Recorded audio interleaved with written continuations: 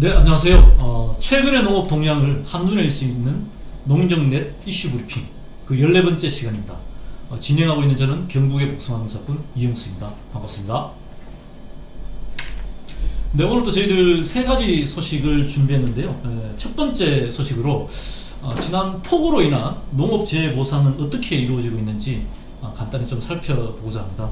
정부는 지난 7월 9일부터 내린 폭우에 따라서 큰 피해를 입은 13개 지자체에 대해서 특별재난지역으로 우선 선포를 했습니다.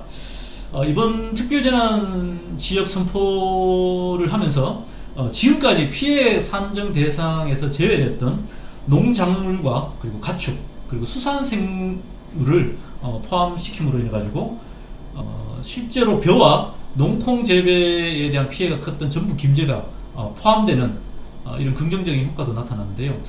사실 지금까지 농촌 지역에서 농작물이라든지 가축 그리고 수산생물이 피해액 대상 선정 기준에 제외되면서 농작물이 큰 피해를 받아도 농촌 지역이 특별재난지역으로 선포받지 못한 그런 불합리한 상황들이 종종 발생했는데, 이번에 좀 개선의 여지가 있었는 부분들은 긍정적으로 평가됩니다.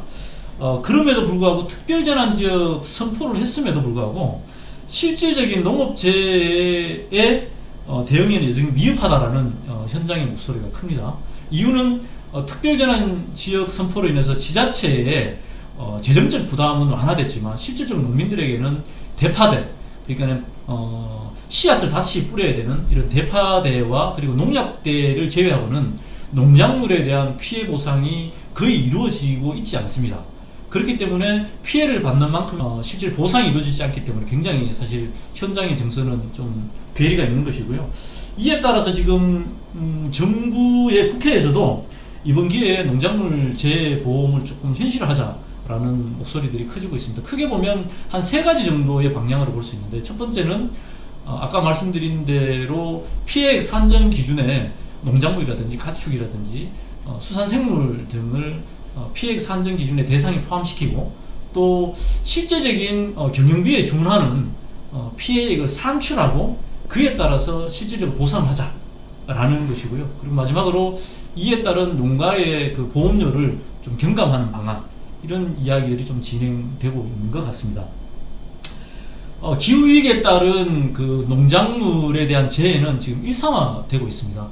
그리고 자연재해에 대해서 국민의 생명과 재산권을 보호하는 것이 또 국가의 존재 이유이기도 합니다.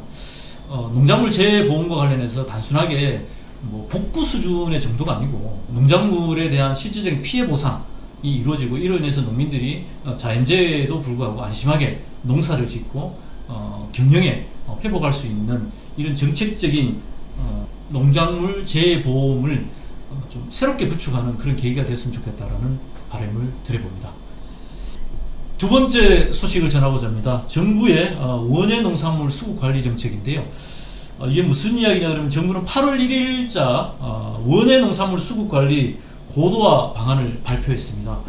이 발표에 따르면 정부는 지속적으로 커지고 있는 농산물 가격의 변동성의 문제의 요인을 생산자 단체 역량 부족 등으로 인해서 재배 면적이 변동성이 크고 또 채소 가격 안정제 운영 등이 미흡하다. 이로 인해서 산지 폐기 등 사후 관리가 한계가 있으므로 민간 협력을 통해서 사전적으로 적극적인 대응을 강화하자라는 이야기인데요. 정부가 지적하고 있듯이 그 산지 폐기 등 사후 대응이 한계가 있는 것은 분명합니다. 그래서 정부가 민간 협력을 통해서 사전적 대응이 필요한 것은 맞는데요.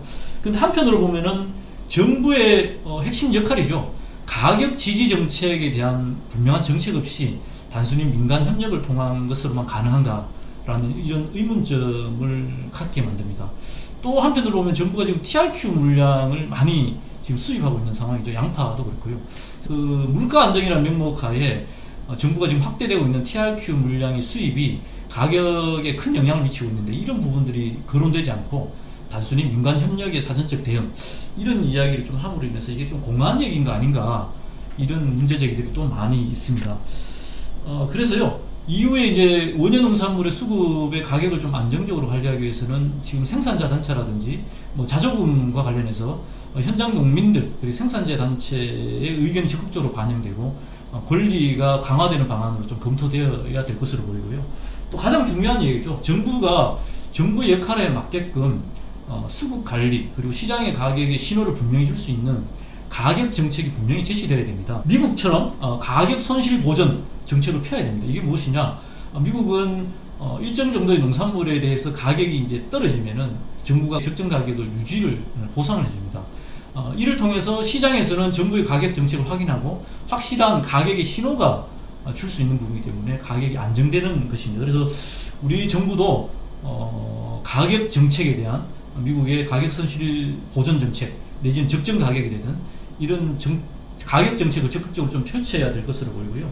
또 한편으로 그 재원으로는 WTO에서 허용되고 있는 AMS 감축 대상 보조 금액이 지금 한 1조 4,900원 정도가 있습니다. 1조 4,900억 원 정도의 이 AMS 보조금을 적극적으로 좀 활용할 필요가 있지 않는가라는 제안을 드립니다. 네, 세 번째 소식입니다. 축사 규제와 관련해서 이제 한돈 농가가 자살하는 사건이 있습니다. 이와 관련해서 이야기를 드려보자 합니다. 지난 7월 달이죠. 전남 보선의 한돈 농가가 올해 민원과 행정 규제로 인해서 자살하는 일이 발생했습니다. 그래서 대한한돈협회는 성명을 통해서 악성 민원에 휘둘리는 지나친 행정 규제가 축산업의 기반을 황폐화시키고 있다라는 성명을 발표하면서 관련한 정책 제도의 개선을 적극적으로 일을 했습니다. 지금 정부가 농식품부가 추진하고 있는 농촌 공간 정비 사업이 있죠. 그 농촌 공간 정비 사업에서 유해 시설을 정했는데 유해 시설의 범위에 공장, 그리고 태양광 같은 재생에너지, 그리고 빈집, 장기 방치된 건물과 함께 축사를 포함시켰습니다. 그래서 축사로 인해 정비기구가 지정되었을 경우에는 무조건 철거 이전만을 정비사업으로 규정했습니다. 그래서 현재 진행되고 있는 악취 저감을 위한 친환경 축산단지 리모델링 이런 것들에 대해서는 인정을 안 하고 있는 실정인 것 같습니다. 아무튼 급속한 경제 성장에 따라서 우리 환경 문제를 충분히 고려치 않고 축산 산업이 급속하게 이제 발전을 하게 됐는데 이로 인해서 지역민들의 발등이라든지 환경 문제가 있는 것은 사실이지만 한편으로 보면은 단백질 공급 요소로서 이제 한돈이나 한우가 사실은 중요한 부분을 차지하고 있습니다. 이미 국내 농산물 생산의 1위를 차지하는 것이 한돈인 상황을 고려해야 되고요. 그래서 식탁에서는 필요하지만 내 주변에서는 보기 싫다라는 이런 인식으로서 축사 정책을 펴서는 결코 이 한돈 한우 산업이 정착할 수 없다라고 보입니다. 아무쪼록 이번 우리 한돈 농가의 안타까운 죽음을 계기로 국민들의 인식 개선 그리고 축사의 환경 개선 그리고 명확한 기준과 제도 그를 통해서 지역민들과 서로 상생할 수 있는 축사 정책 그리고 축산업 정책이 되었으면 좋겠다라는 그런 바람을 드려봅니다. 네, 오늘 준비한 소식은 여기까지입니다. 우리 농업 농촌이 재가치 있는 농민들의 행복한 세상을 바랍니다. 감사합니다.